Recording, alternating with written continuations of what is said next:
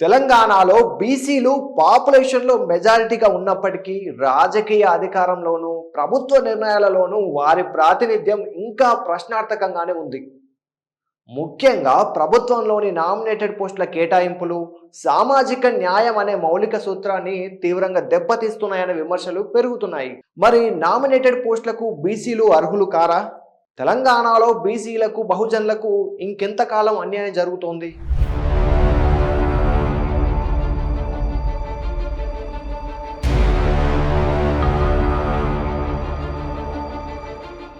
Hi viewers, this is Mahesh.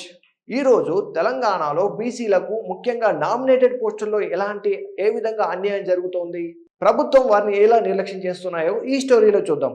తెలంగాణలో అధికారంలోకి రావడానికి ముందు కాంగ్రెస్ పార్టీ కామారెడ్డి డిక్లరేషన్ ద్వారా బీసీలకు 42% రిజర్వేషన్లు కల్పిస్తామని, విద్యా ఉద్యోగాలు స్థానిక సంస్థల్లో సామాజిక న్యాయం అమలు చేస్తామని హామీ ఇచ్చింది.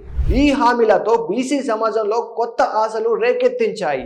అయితే అధికారంలోకి వచ్చిన తర్వాత ఆ హామీలు అమలు కనిపించకపోవడంతో బీసీ సమాజంలో తీవ్ర నిరాశను కలిగిస్తోంది. గత 2 సంవత్సరాలలో తెలంగాణ ప్రభుత్వం దాదాపు 70కి పైగా కార్పొరేషన్లు, బోర్డులకు చైర్మన్లను నియమించింది. అయితే ఆ నియామకాలలో సామాజిక సమతుల్యం కనిపించడం లేదు. అందులో సుమారు 31 కార్పొరేషన్లు ఒకే ఆధిపత్య కులానికి చెందిన రెడ్డి వర్గానికి కేటాయించింది. ఇక కమ్మలకు 4, బ్రాహ్మణులకు 3, వెలమలకు 2, ముస్లింలకు 7, ఎస్సీలకు 7, ఎస్టీలకు 4, బీసీలకు 12, కులం తెలియని వారు 3, మొత్తం 73. ఇది కేవలం ఒక రాజకీయ నిర్ణయం మాత్రమే కాదు, సామాజిక న్యాయం పట్ల ప్రభుత్వ నిబద్ధతపై ప్రశ్నలు లేవనెత్తుతున్న అంశం. తెలంగాణ రాష్ట్రం ఏర్పడినప్పుడు ప్రజలు ఆశించినది సామాజిక న్యాయం, సమాన అవకాశాలు, బహుజన ప్రాతినిధ్యం. కానీ ప్రస్తుత పరిస్థితి చూస్తే కొన్ని ఆధిపత్య వర్గాలకు మాత్రమే అధిక ప్రాధాన్యత లభిస్తుందన్న భావన మరింత బలపడుతోంది. ఉమ్మడి ఆంధ్రప్రదేశ్ కాలంలో కూడా ఇంత స్పష్టమైన కుల ప్రాధాన్యత కనిపించలేదన్నది ఈ కార్పొరేషన్లను కేటాయించిన కులాల లెక్కలే చెబుతున్నాయి.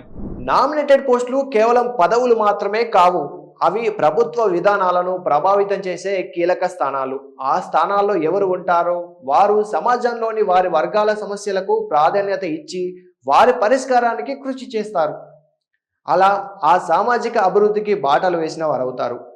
అందుకే ఈ పోస్టుల్లో అన్ని వర్గాలకు సమాన అవకాశం కల్పించడం చాలా అవసరం. తెలంగాణలో బీసీలు కేవలం ఓటర్లుగా మాత్రమే కాకుండా రాష్ట్ర నిర్మాణంలో కీలక పాత్ర పోషించిన వర్గం.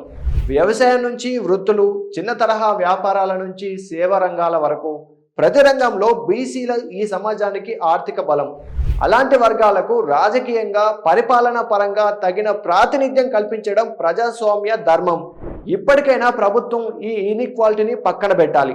ఇప్పటికే ఖాళీగా ఉన్న civil supply corporation, RTC corporation, housing corporation, pollution control board, మహిళా కమిషన్ వంటి కీలక సంస్థల చైర్మన్ పదవులకు బీసీలు, ఇతర బహుజన వర్గాలకు ఇవ్వాలి. కాంగ్రెస్ పార్టీలోని కొంతమంది రెడ్డి వర్గం మద్దతుతోనే మేము అధికారంలోకి వచ్చాము కాబట్టి వారికి ప్రాధాన్యత ఇవ్వడం సహజమనే వాదన వినిపిస్తున్నాయి. అయితే ఒక ముఖ్యమైన విషయం వారు గుర్తుంచుకోవాలి. తెలంగాణలో ఒక్క కులం ఓటుతో ఏ పార్టీ అధికారంలోకి రావడం సాధ్యం కాదు. బీసీలు, ఎస్సీలు, ఎస్టీలు, మైనార్టీలు, ఇతర బహుజన వర్గాల మద్దతు లేకుండా ఏ రాజకీయ శక్తి కూడా అధికారంలోకి నిలవలేదు. ఇక్కడ కాంగ్రెస్ పార్టీలో రాహుల్ గాంధీ గురించి అబ్జర్వ్ చేస్తే వారికి ఓ డౌట్ రావడం సహజం.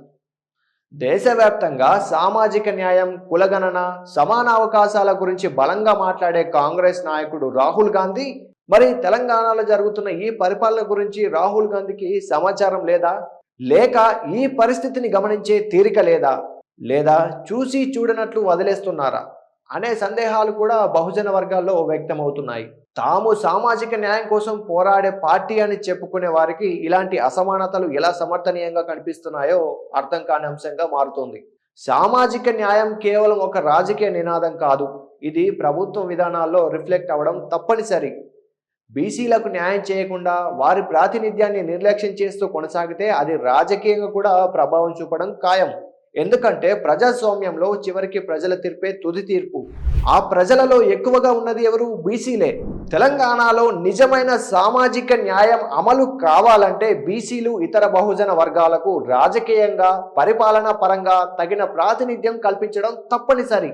లేకపోతే పెరుగుతున్న అసంతృప్తి భవిష్యత్తులో పెద్ద రాజకీయ చర్చకు దారితీయడం అనివార్యం.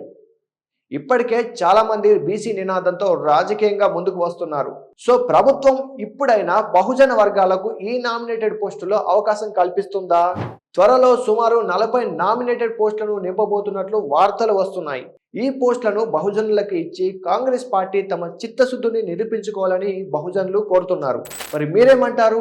తెలంగాణలో కాంగ్రెస్ పార్టీ అన్ని వర్గాలకు సమాన ప్రాధాన్యత ఇస్తుందంటారా, లేక కొన్ని వర్గాలకే అవకాశాలు కల్పిస్తుంది అనుకుంటున్నారా? మీ అభిప్రాయం ఏంటి? ఖచ్చితంగా కామెంట్ చేయండి.